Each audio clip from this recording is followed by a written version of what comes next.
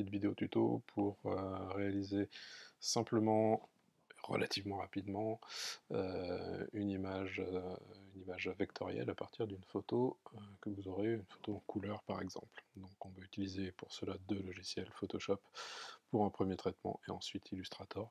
On peut aussi utiliser que Illustrator, on regardera ça à la fin, où on a des résultats qui sont quand même beaucoup moins intéressants et beaucoup moins précis. Voilà, donc dans un premier temps, nous allons sur Photoshop récupérer donc une image en couleur. Voilà, j'ai pris une photo de votre serviteur, voilà, que je vais dans un premier temps passer donc en noir et blanc. Donc je la passe en niveau de gris. On a une image qui est ici et on va commencer à s'attacher à faire des réglages au niveau de la luminosité et du contraste. Ce qui nous intéresse, c'est d'avoir du noir et du blanc. Donc du coup, on va augmenter au maximum la luminosité, pas trop pour pas avoir quelque chose qui soit complètement écrasé, et on va augmenter également le contraste, et on va finir par avoir quelque chose qui est relativement euh, voilà, un peu plus contrasté, avec des détails qui vont disparaître, hein, les détails dont nous n'avons plus besoin. On peut aller au maximum, en tout cas sur celle-ci, ça pose pas de souci d'aller sur le maximum. Donc là, on a déjà un premier travail qui est déjà réalisé, donc ça va relativement vite. Ensuite, on peut également faire avec des filtres, récupérer un certain nombre de... enfin simplifier en tout cas l'image. Donc on va par exemple utiliser dans la partie réglage, la partie ce qu'on appelle donc les seuils. Donc vous allez dans le seuil, et là vous voyez qu'on a une dégradation en tout cas de l'image qui va pouvoir être donc traitée ici. Donc là on récupère effectivement un certain nombre d'éléments et une simplification, c'est-à-dire que plus on a quelque chose de contrasté, alors quand on est très contrasté, voilà, on peut avoir quelque chose comme ça qui n'est absolument pas intéressant, mais l'idée c'est d'avoir un minimum de détails, voilà, et d'avoir quelque chose qui corresponde, où on continue toujours en tout cas à pouvoir reconnaître le personnage.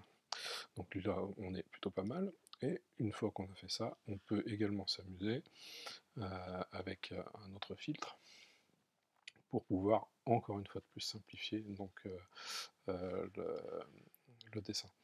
Donc on peut utiliser par exemple le filtre fluidité, donc, qui est assez intéressant aussi. Donc ça va nous donner effectivement un certain nombre de possibilités. Donc là je suis passé sur un filtre que j'avais déjà effectivement réalisé, mais dans le filtre effectivement fluidité, on peut arriver en tout cas à ce genre de détails là. Alors je vais essayer de revenir en arrière pour pouvoir vous montrer comment ça se passe. Donc on va sur la filtre fluidité ici. Donc là je l'ai passé directement sur le premier traitement, le dernier traitement. Donc pour obtenir en tout cas ce genre de choses, on peut effectivement arriver à ça. Donc on a ici une nouvelle fenêtre qui s'ouvre avec une taille de pinceau ici que vous allez pouvoir agrandir ou diminuer. Voilà, assez rapidement. Vous avez une densité, une pression, le nombre de pas, etc. Donc par exemple ici, on peut aller chercher, voilà, quelque chose comme ça, aller s'amuser en tout cas à faire des formes qui, vous verrez une fois qu'on sera sur Illustrator, qui vont avoir en tout cas un intérêt au niveau de la simplification. Vous allez avoir les formes en tout cas qu'on peut rechercher, donc on peut s'amuser effectivement à faire ce genre de choses. Ça se fait relativement tout seul. Hop, on peut faire une petite boucle comme ça. Voilà. Donc on peut avoir ce type d'effet là. Voilà, sans faire aller plus loin en tout cas dans l'histoire. Donc on a notre image qui est ici. Il suffit maintenant de l'enregistrer. Donc on va l'appeler test image. On l'enregistre en JPEG. Voilà. Et ensuite, on va aller l'importer comme nous avons fait dans la vidéo précédente sur Illustrator. Donc on importe l'image, pardon, que nous avons ici. Et il ne nous reste plus qu'à faire la même opération que tout à l'heure. Vous pouvez retrouver dans la vidéo précédente, où donc on va créer donc la vectorisation de l'image. Voilà. Et on récupère donc ici la possibilité de pouvoir, voilà, créer au niveau des seuils quelque chose effectivement qui soit assez intéressant au niveau de la réalisation. Voilà. On peut effectivement augmenter les tracés, les diminuer, avoir quelque chose qui soit plus fin, plus en tout cas correspondre plus en tout cas à ce que vous attendez, à ce que vous cherchez. Ça après c'est des petites manipulations qu'il faut faire au fur et à mesure.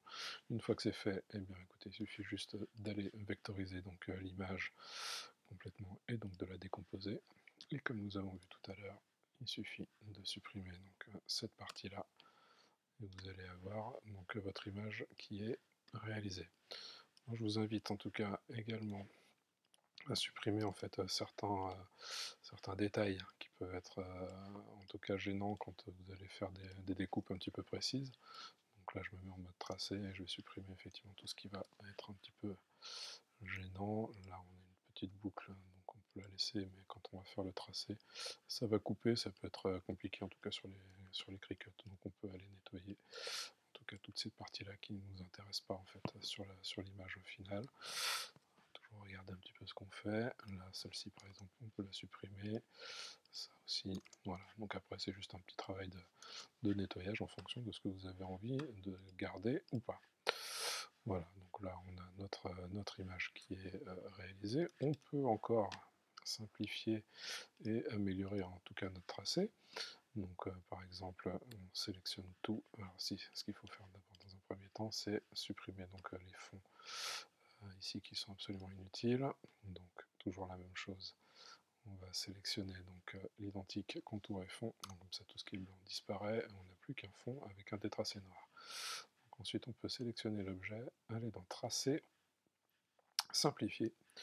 Et donc là, vous allez réduire en tout cas le nombre de points. C'est-à-dire que là, vous avez un certain nombre de points qui vont être proposés. Donc là, sur cette partie, vous avez 1700 points. Et plus vous allez réduire ici, et plus vous allez réduire en fait le nombre de points, ce qui va permettre de fluidifier en fait votre image et votre tracé. Voilà, tout en conservant en tout cas un maximum